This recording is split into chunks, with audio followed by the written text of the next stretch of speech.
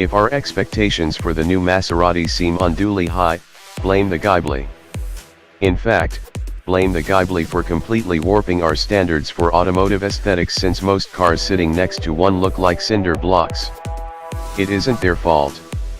The Italians routinely get away with design murder because they can't be bothered with temporal issues such as how to get Grandma Edna out or where to fit the tire chains.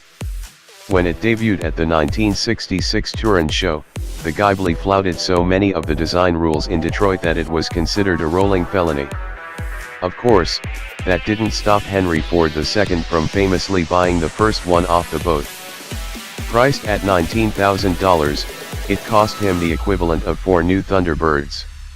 Named after a North African windstorm, Ghibli production began in 1967 on Maserati's 41st anniversary as an independent company.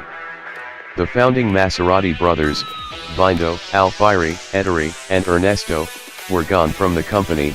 The great racing years were a fading memory, and the workforce at the factory in downtown Medina was spread thin, building 11 separate models of road cars.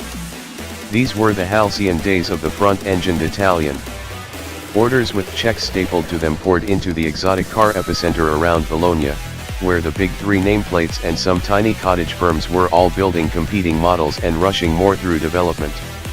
Like a lot of young designers, Giorgetto Giugiaro, then working for Carrozzeria Ghia in Turin, was busy trying to outlaw his competitors at Bertone and Pininfarina and win body supply contracts for his employer. He penned the 2-seat Ghibli coupe in only 3 months, and in 1969 the Ghibli Spider. Ghia took orders for a total of 1,150 coupes between 1967 and 1972 and 125 convertibles. As pretty as it was, the 3583-pound coupe was, even by the standards of the day, a technical has-been. To the rear of a typical body-integrated frame of welded steel tubes and flat panels was an ancient live axle riding on leaf springs. Independently sprung control arms carried the nose, but Lamborghini had introduced all-independent coil-over damper suspensions to the class in 1964, and magazine reviewers, including ours, were beginning to expect them. The cast aluminum DOHC 4.7-liter V8 was a dry sump variation on a racing design dating to the 1950s.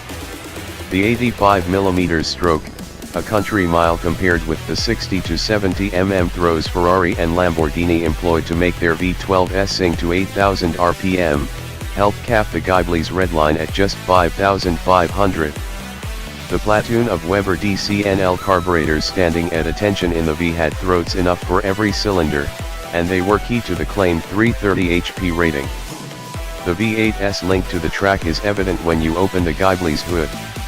Each spark plug hole has a twin blank next to it where a second plug resided in the racing versions.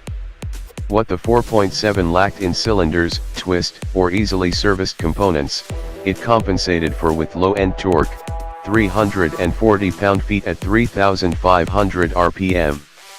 The 1967 Ghibli pictured here, which adorns the garage of car and driver's own technical director, Frank Markus, pulls like an American muscle barge in all its 5 gears up to a top end of 142 miles per hour.